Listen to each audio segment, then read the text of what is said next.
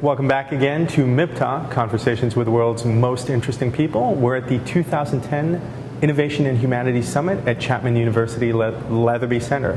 It is my pleasure to welcome our guest who's speaking with us briefly today, Erich Kreidler.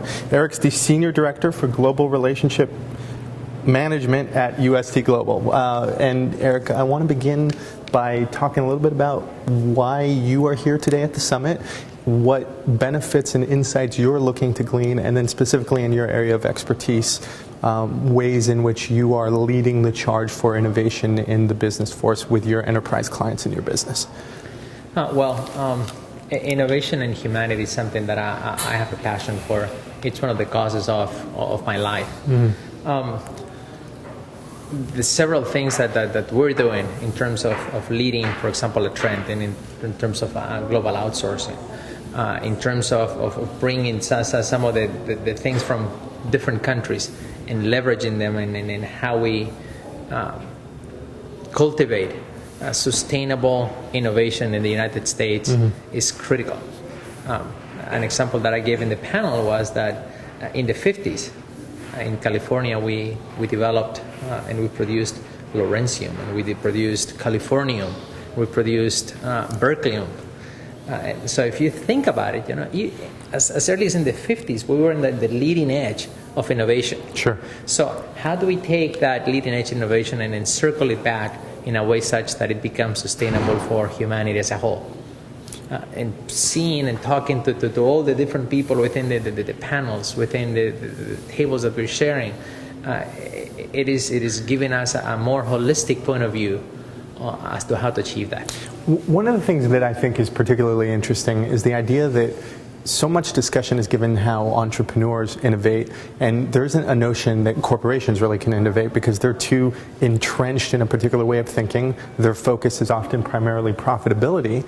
And I'm interested a little bit in your perspective on, can entrepreneurs exist within established hierarchies and within established companies, or do you have to be that dreamer who works in a garage and comes up with a great idea? Speak on that, if you would, a little bit. Well, that's an interesting point, and I think it happens a little bit of both. You have companies, for example, like Google, which happen to be pretty large companies by now. Absolutely. And they are on the leading edge of innovation. You pick a company like Microsoft, who about 20, 30 years ago was a true global innovator, and it started falling behind. On the other hand, you have companies like General Electric, who's been around for 100 years, and continues to bring cutting-edge developments in the world. So you're going to find a little bit of both. Entrepreneurs have the benefit of having a lot of freedom, so they can play, they can experiment, they can do all sorts of things that in many cases you're limited. You have limitations in a corporate setting. And they can also fail without worrying about quarterly earnings and things of that nature as well. I think the idea that when the greater the risk, the greater the reward. So. Yes, I agree. And by the way, entrepreneurs, especially if you're starting up, if you fail, that means that you're not bringing home the bacon tomorrow. Right? So it's more than just the ability to fail, but it's also the having to swim to stay alive. Sure. And that can take you through so many hurdles, and it can just catapult you into a different type of thinking. They say that need is the mother of innovation, and entrepreneurs, when you have to, by hook or crook, make that new device work, for example, it is a very powerful motivator for thinking of the one way out of those 10,000 ways that the light bulb will work. One of the things I imagine that you're dealing with a lot is also the chasm between sort of an old guard, folks who are more accustomed to traditional concepts in media and business and innovation, and younger people who are the millennials of the Twitter and Facebook generation. What are some of the things that you're observing in the context of areas that really excite you about how young people are approaching business, and areas where young people maybe need to learn the lessons of their forefathers and foremothers, so to speak? Well, the first thing is with regard to leveraging what the millennials are doing. Mm-hmm. If you look at, for example, one of these devices, sure, it is becoming such an endpoint to connect across the globe. Mm-hmm. Not just for making a phone call, but for Entertainment, information, experience. Well, take it a step further. For example, can you imagine that in a couple of years you're going to be able to do your taxes from your telephone? Yeah.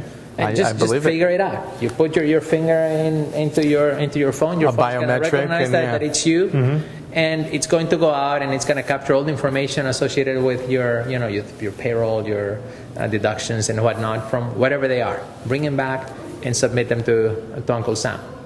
So you can take some of these experiences that used to be painful into an actual fun experience. Sure. Look, I put my finger on the phone. My taxes are done.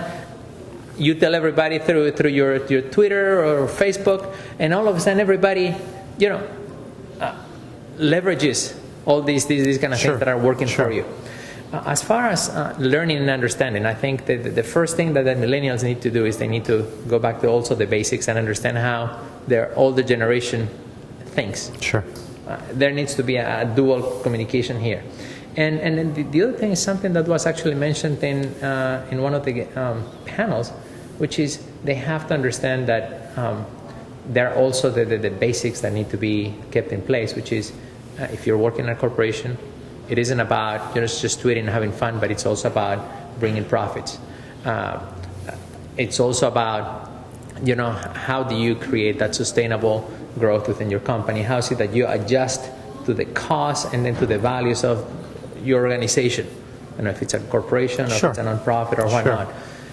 So while there is this freedom that you see with the millennials, also there is this ability to focus and follow a lead that is going to be crucial in order for millennials to be well organized and effective. One of the things, sort of in wrapping up, that I think has been really interesting about listening to a lot of the panels is being futurists. Where are we going to be in 5 years, 10 years, 15 years? But I want to narrow that time frame a little bit. We're at the start of a decade, and time being this funny thing that holds some sort of symbolism.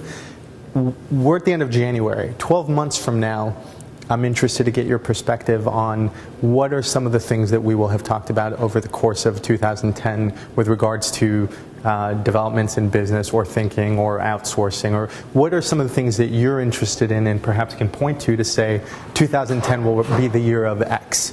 Just sort of put that out there, see if you have any thoughts in that regard. I think 2010 is going to be the year of planting some fundamental seeds in what's going to happen in the next 20 years. Just look at, for example, what's happening in the energy world. Unless we come up with a way to have proper, sustainable and environmental friendly ways to energize our communities, our cities, our countries, we may not have a second generation coming up. We also need to think about proper ecosystems to keep our financial services in place. As envisioned by what's happened over the last 2 years. Sure. Exactly. And last, biogenetics. A lot of things that are taking place within our, even the healthcare system need to be looked at and improved so that, imagine if people are not getting sick, the cost of healthcare will be considerably lower and so forth. So if we focus on biogenetics, nanotechnology, the financials, and energy. Those are going to be pretty fundamental things. If we get those right, we're going to continue to lead the world for the next 2 or 3 generations. We really appreciate your time and the insight that you've shared with us today. You are watching MIPtalk, Conversations with the World's Most Interesting People. We're at the 2010 Innovation in Humanities Summit at Chapman University Leatherby Center.